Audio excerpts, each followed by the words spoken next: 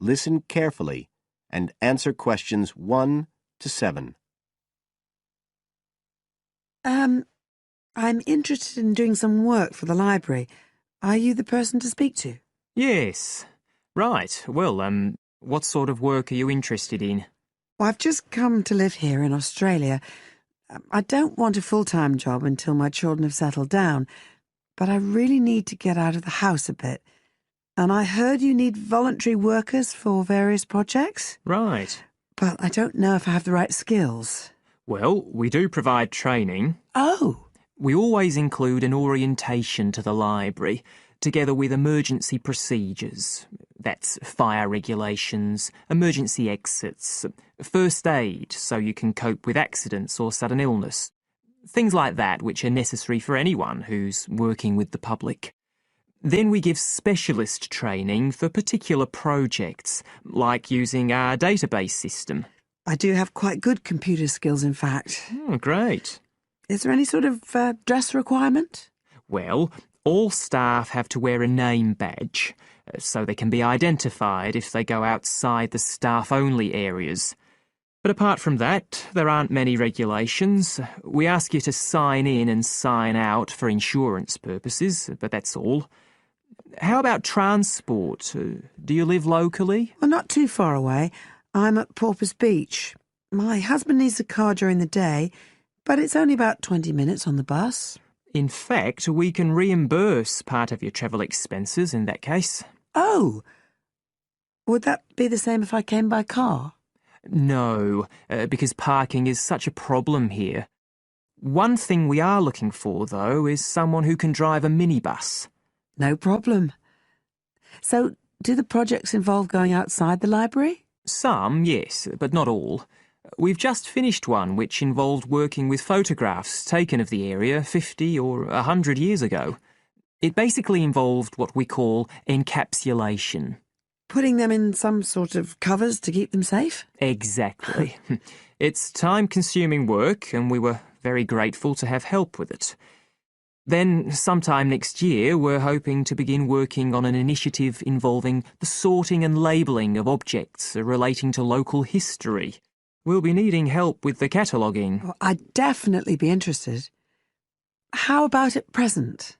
Well, we have a small team who work to support those who are unable to read. Working with the blind? Yes, or other groups who have reading difficulties. We provide volunteers with equipment so that they can take books home with them and read them aloud onto CDs. We're gradually building up a collection that can be lent to those who need them. I can see it would be useful, but I'd really like to do some sort of work where I can get the chance to meet people. How about reading stories to children? That's done by our regular staff. But we do have another project. It's a very long-established scheme which involves helping those who are unable to have direct access to the library. Oh, I noticed someone with a trolley of books when I was at the hospital last week. That sort of thing. That would have been one of ours, yes. It's one of our most popular services. Lots of people who wouldn't dream of going to the library normally, when they're at home, borrow a book when the trolley comes round the ward. I can imagine. Yes, I'd definitely be interested in that. Right, so how do I enrol? Well, we do ask all volunteers to commit themselves to a regular period each week. I could probably do 5 or 6 hours. Oh, be careful not to take on too much. But we do need someone for a couple of afternoons, from 2 to 4, so 4 hours altogether. That sounds fine.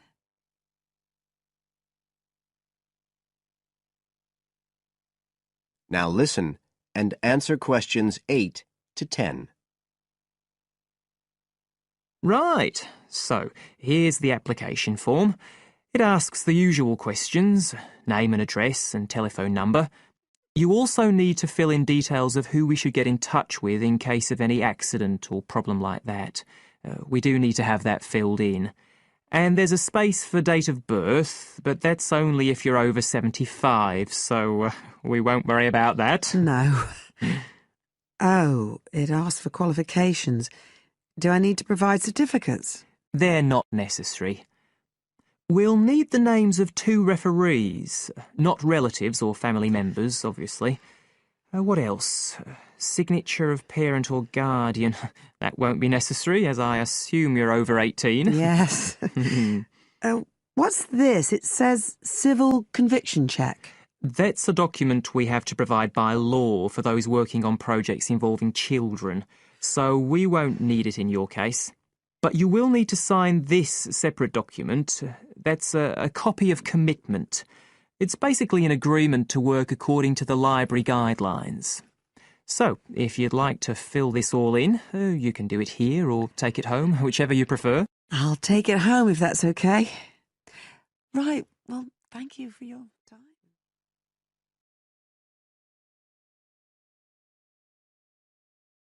Now listen and answer questions 11 to 15.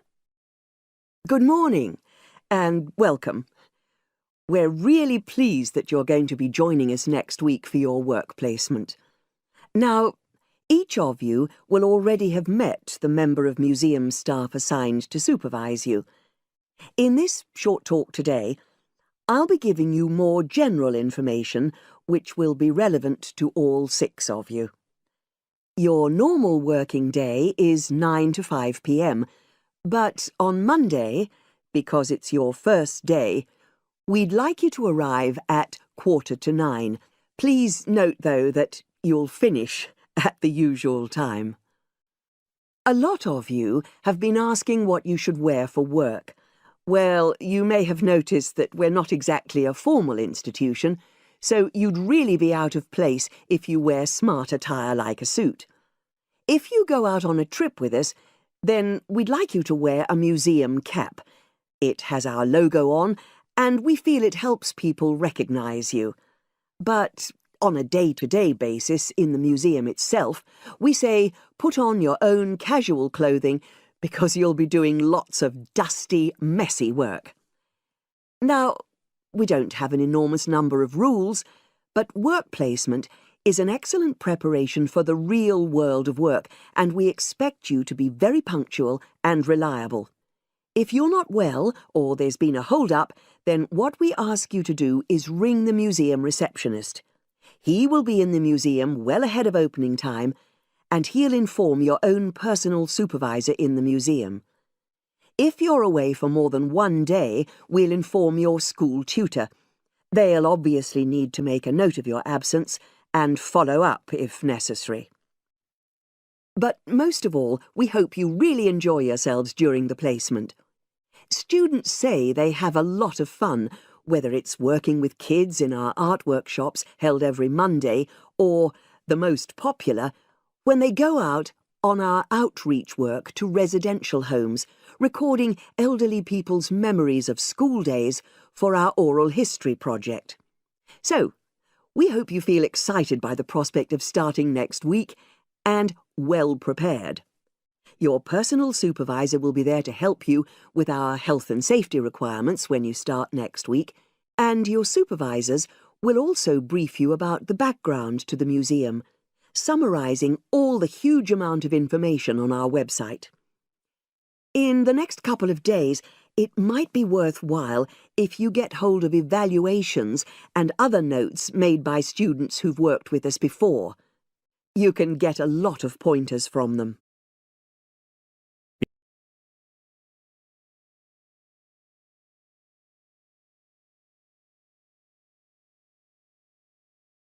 Now listen and answer questions 16 to 20. Now, before I finish today, I wanted to help you find your way around the museum. When you start next Monday, the first thing you'll need to do is sign in. Come through the main entrance, and you'll see the main staircase straight ahead. To the right of this is the statue of the horse, and just behind that is a door. Go through that, and that's the sign-in office. Now, on the first day, you'll be working in Gallery 1. You'll find this as follows. In the central courtyard area, close to the entrance, there's a large chest where visitors put donations for the museum. The door just behind that leads to Gallery 1. The workshop you'll be taking part in starts at 11, but if you want to go in earlier, you can get the key and let yourself in. The key box is quite hard to find. Walk behind reception, and it's between the large gallery and the bookshop. I haven't mentioned breaks, lunch, etc. Unfortunately, our cafe's closed at the moment, so your best bet is to bring a packed lunch. We tend to have our sandwiches in the kitchen area. Go round the reception desk and you'll see a small circular cabinet. The door to the kitchen area is just behind that. Now, every day we put up notices about what's happening in the museum.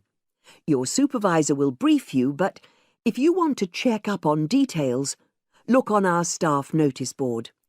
This is in the corner of the play area, at the back, on the wall of Gallery 3.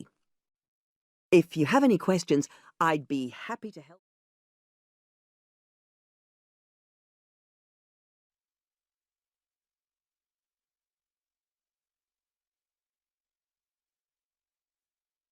Now listen to the first part of the conversation and answer questions 21 to 23.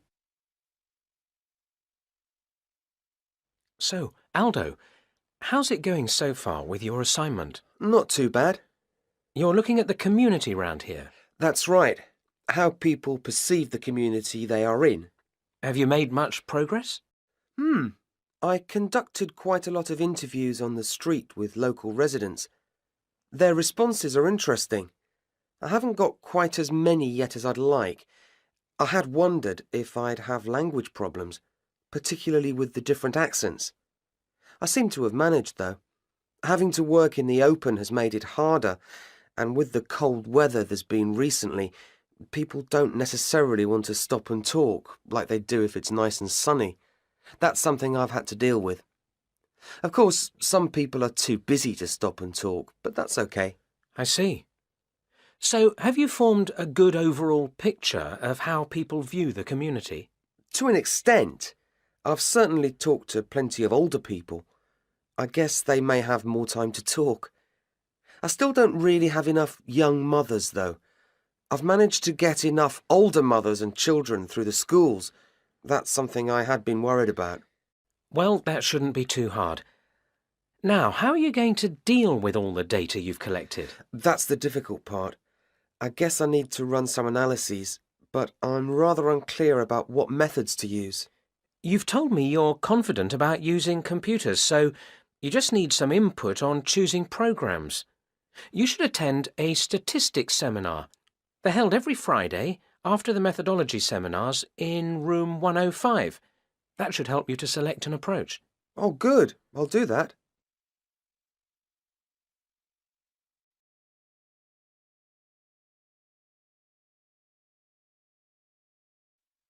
Now you have some time to look at questions 24 to 30.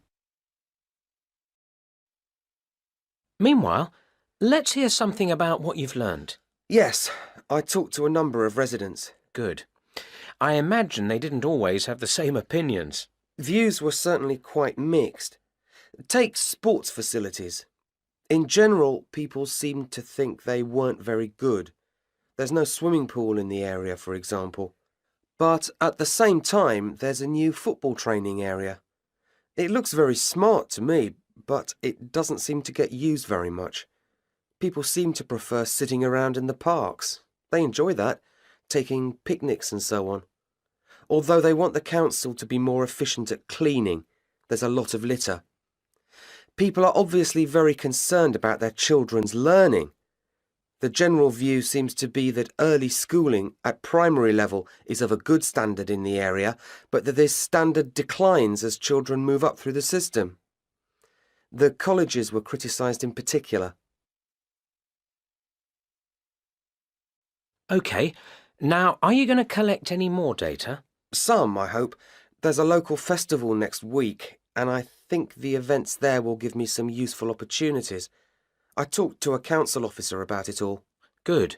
What does it involve? First, there's a dance show, which I'm sure I'll enjoy. The council explained that the concert hall's being renovated and won't be ready in time, so it's being held in the main square, which I think will be better anyway. At least I'll have more space to wander around in. True.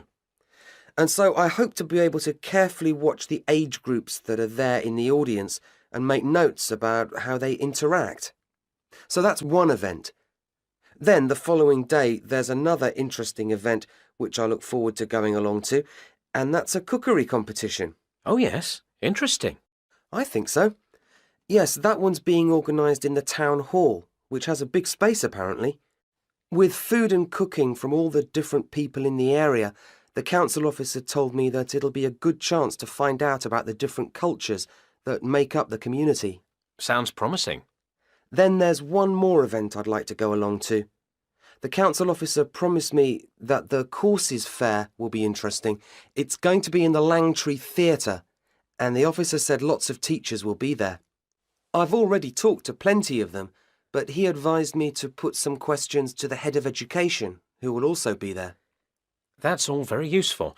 OK, I suggest you come back next week.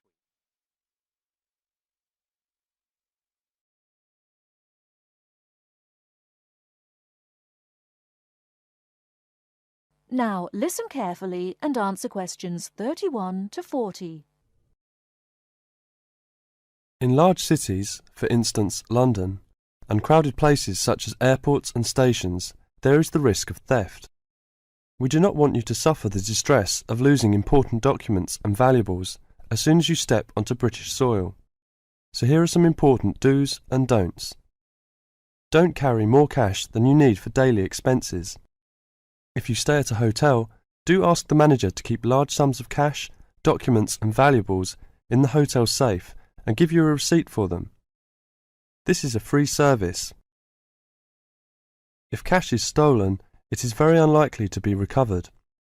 Do keep separately a note of the serial numbers on your traveller's checks, so if they are lost you can inform your bank. Do take particular care of bank and credit cards. Do carry wallets and purses in an inside pocket or a handbag.